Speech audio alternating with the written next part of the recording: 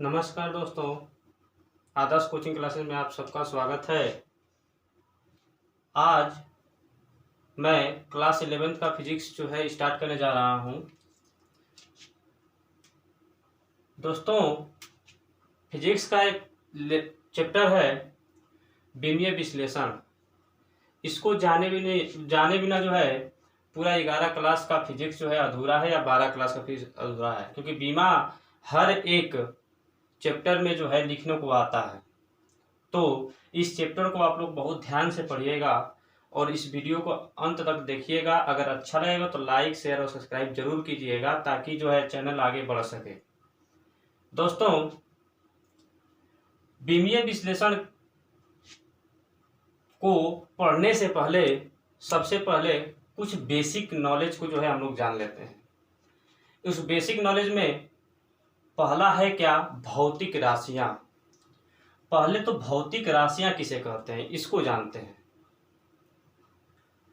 भौतिक राशियां क्या होता है? वे राशियां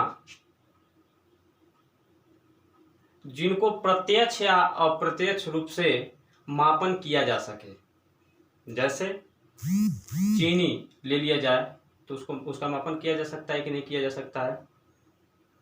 किसी भी चीज, लंबाई, कपड़ा को नापने के लिए राशि का यूज करना पड़ता है, लंबाई का। तो बातें यहां पर ये हुई कि वे सभी राशियां जिनका प्रत्यक्ष या अप्रत्यक्ष रूप से मापन किया जा सके भौतिक राशियां कहलाता है। परिभाषा दोस्तों आप लोग यही देंगे भौतिक राशियां का, वे राशियां जिनका प्रत्यक्ष या अप्रत्यक्ष रूप से मापन किया जा सके भौतिक राशियां कहलाता है।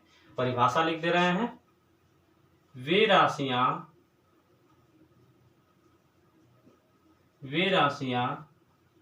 जिनका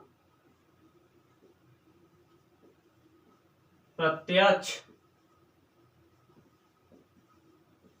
या अप्रत्यक्ष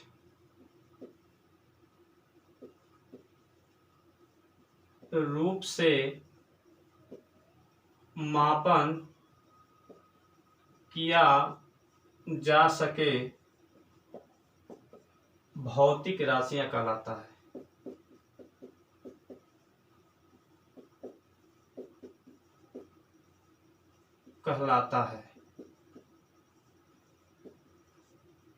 दोस्तों, मैं एक और बात बता देते हैं कि वीडियो जो है काफ़ी लंबा हो जाता है, इसलिए थोड़ा सा जो है गति जो है तेज करके पढ़ाई जाती है आपको चीज़ों को। और नहीं तो ज़्यादा लॉन्ग वीडियो हो तो आप भी बोर होंगे, सब बोर होंगे। इसलिए जो है मैंने क्या किया है कि थोड़ी सी चीज़ों को, परिभाषाओं को सिंपल लैंग्वेज में कर कर एक बार बताकर तुरंत लिख दे रहा हूँ ताकि आप लोग इसको मैनेज कर सकें, आप लोग समझ सके बातों को। भौतिक राशियां मैंने अभी आपको बता दिया कि वे सभी राशियों में क्या क्या आ सकता है, आप जान ही गए। जैसे लंबाई हो गया, ये सब राशियां हैं। लंबाई से क्या मापा जाता है? जैसे कपड़ा उपड़ा इत्यादि नापते हैं लंबाई से। चीनी हो गया, किग्रा वगैरह में नापा जाता है। तो सब राशियां हैं सब। तो वे राशियां जिनका प्रत्यक्ष या अप्रत्यक्ष रूप से मापन किया जा सके, किसी भी विधि से उसको मापा जा सके, इसका मतलब यही हुआ। वे राशियां जिनका प्रत्यक्ष या अप्रत्यक्ष रूप से मापन किया जा सके भौतिक राशियां कहलाता है। इसके आगे का पॉइंट है दोस्तों, मूल राशियां। मूल राशियां किसे कहते हैं? वे राशियां जो स्वयं पर निर्भर होती है, इसको एक दूसरे में परिवर्तित नहीं किया जा सकता है। मतलब लंबाई को और किसी चीज में परिवर्तन नहीं किया जा सकता, ये खुद पर निर्भर है। लंबाई है तो लंबाई है, सीधी सी बात। तो वे राशियां जो स्वयं पर निर्भर होती हैं, उन सभी राशियों को हम लोग भौतिक राशियां कहते हैं, मूल राशियां कहते हैं। मूल राशियों की संख्या हमारी 7 होती है। लंबाई, द्रव्यमान, ताप, ज्योति तीव्रता, विद्युत धारा, पदार्थ की मात्रा इत्यादि, ये सब 7 मूल राशियां हम लोगों की है, जो मैं यहाँ पर लिखा हूँ, आप लोग समझ जाएंगे। तो मूल राशियां किसे कहते हैं? वे राशियां जो स्वयं पर निर्भर होती हैं मूल राशियां कहलाती हैं। वे राशियां जो स्वयं पर निर्भर होती हैं निर्भर होती हैं वे राशियां जो स्वयं पर निर्भर होती हैं मूल राशियां कहलाती हैं। मूल राशियां कहलाती हैं। मूल राशियों की संख्या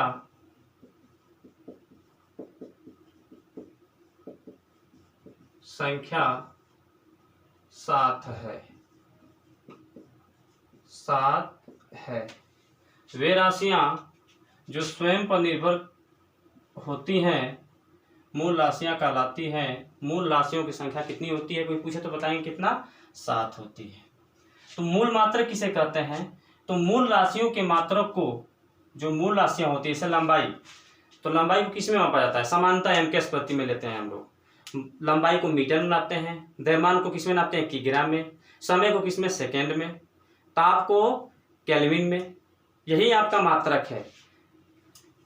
तो मूल राशियों के मात्रक को, मूल राशियों के मात्रक को मूल मात्रक कहते हैं। मूल राशियों के मात्रक को मूल मात्रक कहते हैं।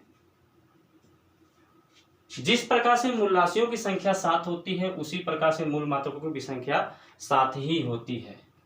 मूल मात्रकों की संख्या भी 7 होती है। तो मूल राशियों की संख्या भी कितनी होती है? मूल मात्रकों की संख्या भी कितनी होती है? 7 होती है। अब आते हैं मूल राशियां कौन कौन सी हैं, उसका चार्ट में दिखाया जाता है। और एक बीमा भी आता है। बीमा का परिभाषा और व्यवस्था में बताऊंगा। अभी थोड़ा सा एक टॉपिक और है व्युत्पन्न मात्रक, उसको समझाने के बाद व्युत्पन्न राशियां उसको बता दिया जाएगा।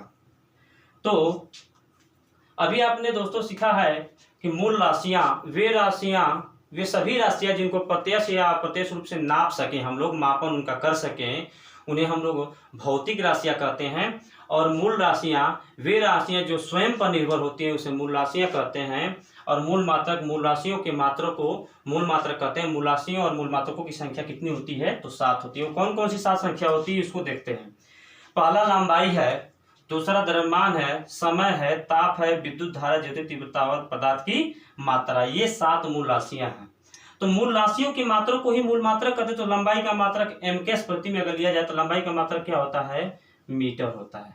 लंबाई का मात्रक मीटर होता है। द्रव्यमान का मात्रक किग्रा होता है। द्रव्यमान का मात्रक किग्रा होता है। समय का मात्रक सेकंड होता है। ताप का मात्रक केल्विन होता है। विद्युत धारा का मात्रक एम्पियर होता है। याद रखेंगे दोस्तों। ज्योति तीव्रता का मात्रक कैंडेला होता है, कैंडेला। और पदार्थ की मात्रा का मात्रक मोल होता है। दोस्तों तो ये रही मूल राशियां, याद रख लेना एकदम उंगली पर। लंबाई, द्रव्यमान, ताप, विद्युत धारा, ज्योति तीव्रता, पदार्थ की मात्रा। 6 हो गया। और एक हमारा बचा था कौन? लंबाई, द्रव्यमान, समय, ताप, विद्युत धारा, ज्योति तीव्रता, पदार्थ की मात्रा। ये 7 मूल राशियां हैं और इनके 7 मात्रक है, मूल मात्रक है। दोस्तों अब हम लोग थोड़ा सा आते हैं, इस चार्ट को पूरा कर लेते हैं, फिर बीमा का परिभाषा बताया जाएगा। तो एक बात अभी याद रख लेंगे कि बीमा को हमेशा बड़े कोष्टक में दिखाया जाता है। हमेशा बड़े कोष्टक में दिखाया जाता है बीमा को।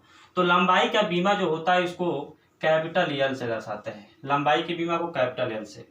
द्रव्यमान के बीमा को कैपिटल एम से दिखाया जाता है। समय के बीमा को कैपिटल टी से दिखाया जाता है। ताप के बीमा को थीटा से दिखाया जाता है। और विद्युत धारा के बीमा को ए से दिखाया जाता है। ज्योति तीव्रता के बीमा को CD से दिखाया जाता है। और पदार्थ की मात्रा की बीमा को मोल का मोल ही लिख दिया जाता है। तो ये रही आपकी जो है 7 बीमाएं। दोस्तों एकदम याद रख लेना है, तभी आप फिजिक्स के जो है एक जो है पार्ट को समझ पाएंगे कि 7 मूल राशियां होती हैं। मूल राशियां किसे कहते हैं? जो स्वयं पर निर्भर होती हैं। जैसे लंबाई स्वयं पर निर्भर है, द्रव्यमान, समय, ताप, विद्युत धारा, ज्योति तीव्रता, पदार्थ की मात्रा और इसका मूल मात्रक ये होते हैं। और इसकी बीमाएं ये होती है। इसको याद रखना इस चार्ट को। फिर इसके बाद दोस्तों आता है अगला पॉइंट, व्युत्पन्न मात्रक किसे कहते हैं? व्युत्पन्न मात्रक। व्युत्पन्न मात्रक की भी चर्चा हो जाती है। व्युत्पन्न मात्रक किसे कहा जाता है? पहले व्युत्पन्न राशियां, फिर इसके बाद व्युत्पन्न मात्रक हम लोग लिखते हैं। व्युत्पन्न राशियां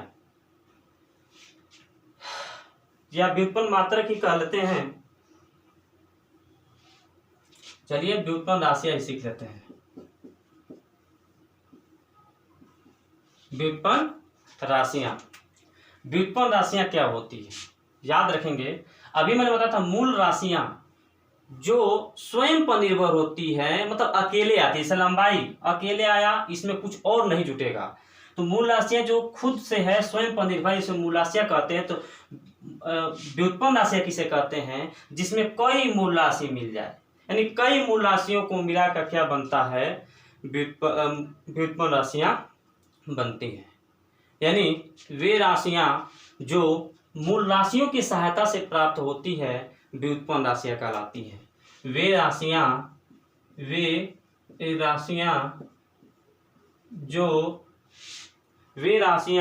जो मूल राशियों के मिलने से बनती है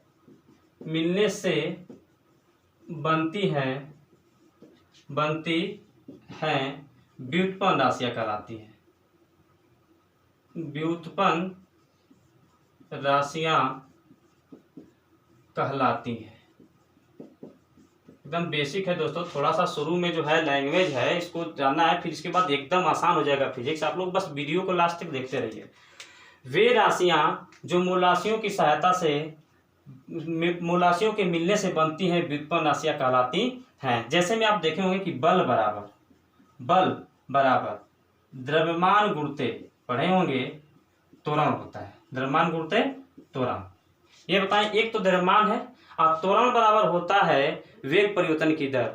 मतलब कह सकते हैं कि त्वरण में समय भी है, जिसे दर समय आ जाता है। तो एक ये हो गया, एक दूसरा हो गया, तो कई इसमें है कि नहीं है। तो ये बल कैसी राशि है? व्युत्पन्न राशि है। बल कैसी राशि है? व्युत्पन्न आती है। अरे मूल राशियां तो सात ही होती है केवल, लेकिन बाकी जितने भी फिजिक्स के सूत्र होते हैं सब क्या होते हैं? हमारे व्युत्पन्न राशियां होती हैं। तो व्युत्पन्न मात्रक किसे कहते हैं? व्युत्पन्न मात्रक किसे कहा जाता है? व्युत्पन्न मात्रक यानी व्युत्पन्न राशियों के मात्रक को व्युत्पन्न मात्रक कहते हैं। व्युत्पन्न राशियों के मात्रक को व्युत्पन्न राशियों के मात्रक को व्युत्पन्न मात्रक कहते हैं। या इसका परिभाषा है कि इस तरह से भी दे सकते हैं कि मूल मात्रकों, वे मात्रक जो मूल मात्रकों के मिलने से बनते हैं उन्हें व्युत्पन्न मात्रक कहते हैं। यानी वे मात्रक जो मूल मात्रकों के मिलने से बनते हैं व्युत्पन्न मात्रक कहलाता है। व्युत्पन्न मात्रक कहलाता है।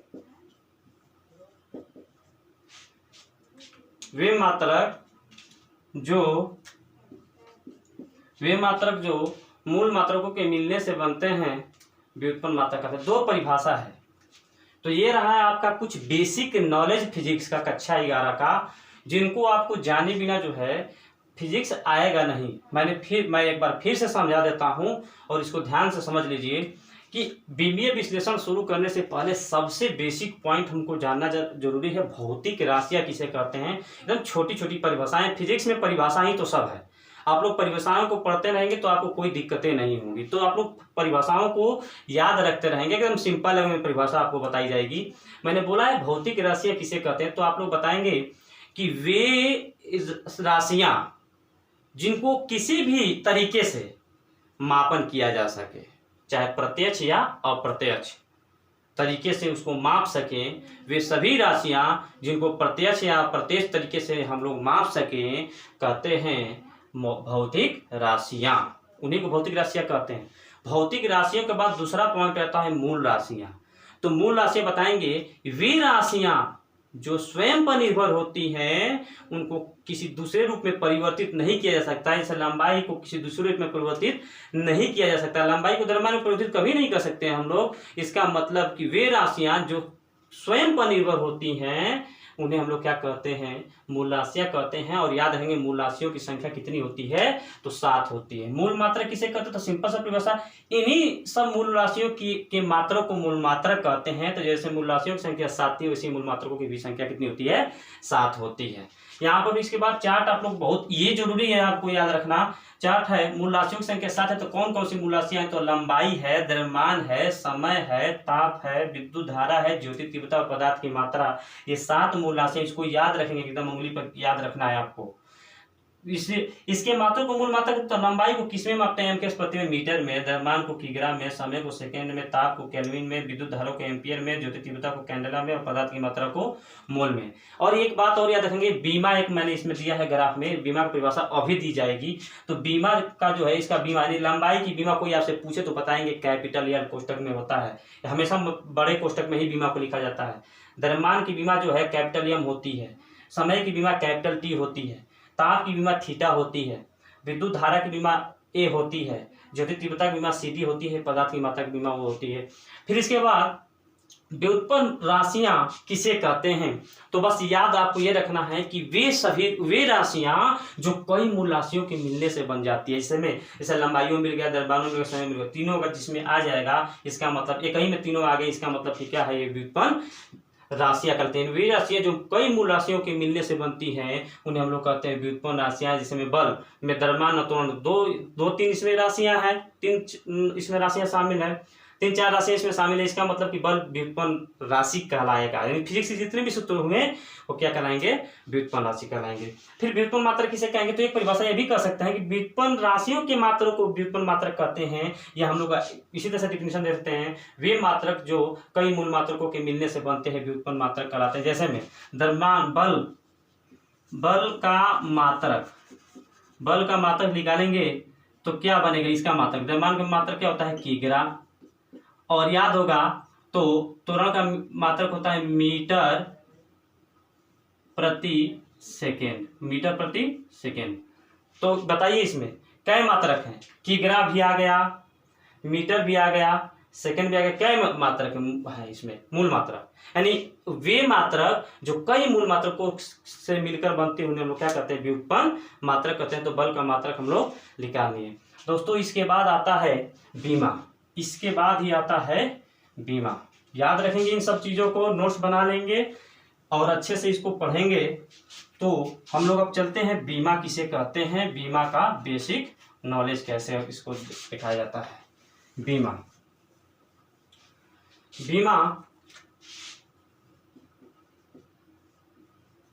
सबसे सिंपल बात, बीमा किसे कहते हैं। अभी मैंने बताया था लंबाई की बीमा क्या होती है, तो कैपिटल एल होती है दोस्तों। समय की बीमा क्या होती है, तो कैपिटल टी होती है, याद रख लेंगे। द्रव्यमान की बीमा क्या होती है, तो आप लोग बताएंगे कि सर द्रव्यमान की बीमा जो है कैपिटल एम होती है, याद रखेंगे। फिर विद्युत धारा की बीमा क्या होती है, तो आप बताएंगे, यहाँ पर लिख दिया जा रहा है, विद्युत धारा की बीमा जो होती है ए होती है। और ताप की बीमा क्या होती है, तो होती है थीटा। फिर ज्योति तीव्रता की बीमा क्या होती है, ज्योति तीव्रता की बीमा क्या होती है, तो बताएंगे सीडी। ज्योति तीव्रता की बीमा क्या होती है, सीडी।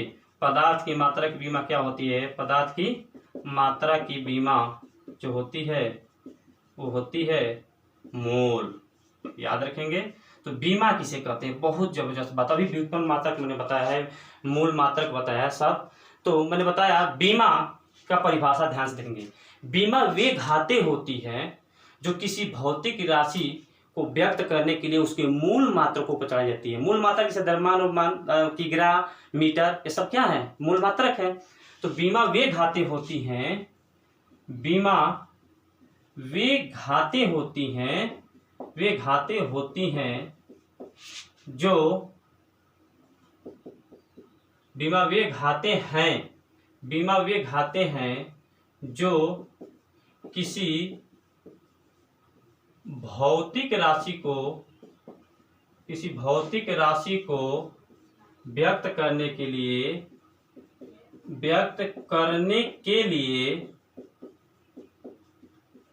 उसके मूल मात्रकों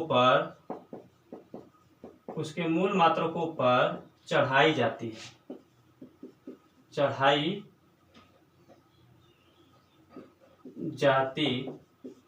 है। दोस्तों, इसका परिभाषा बहुत ही इम्पोर्टेंट है, क्योंकि बीमा का चैप्टर आप लोग पढ़ रहे हैं तो बीमा का परिभाषा बहुत जरूरी है आना। मैं अभी एग्जांपल समझाऊंगा, परिभाषा एकदम आपके दिमाग में सेट हो जाएगा।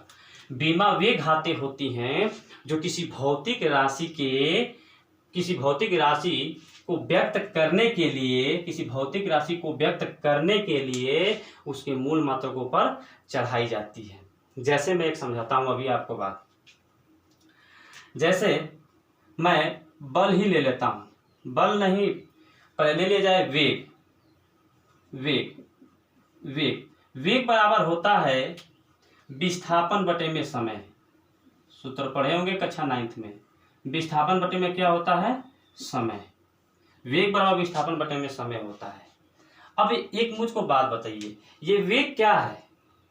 ये वेग जो है व्युत्पन्न राशि है, या इसको भौतिक राशि कहें, इसको किसी भी विधि से प्रत्यक्ष या अप्रत्यक्ष विधि से नाप सकते हैं। तो भौतिक राशि है कि नहीं है वेग भौतिक राशि। जितने भी सूत्र हैं सब क्या है हमारे भौतिक। बल भी भौतिक राशि में के अंतर्गत आ जाएगा। तो वेग जो है हमारी भौतिक राशि हो गई। और हमको क्या करना है कि अभी बताया कि बीमा वे घातें होती हैं जो किसी भौतिक राशि यानी भौतिक राशि वेग को व्यक्त करने के लिए, को व्यक्त करने के लिए उसके मूल मात्रकों पर चढ़ाई जाती है। तो सबसे पहली चीज कि विस्थापन का मात्रक क्या होता है, मूल मात्रक क्या होता है विस्थापन का? तो विस्थापन को लंबाई है। विस्थापन जब लंबाई है तो लंबाई का मात्रक क्या होता है, पहले इसको जान लेते हैं। लंबाई का मात्रक होता है मीटर और समय का मात्रक क्या होता है, सेकेंड। मैंने बताया भी था उसमें, चार्ट को देखेंगे आप लोग। तो अब इसको व्यक्त करने के लिए उसके मूल मात्रकों पर चढ़ाई।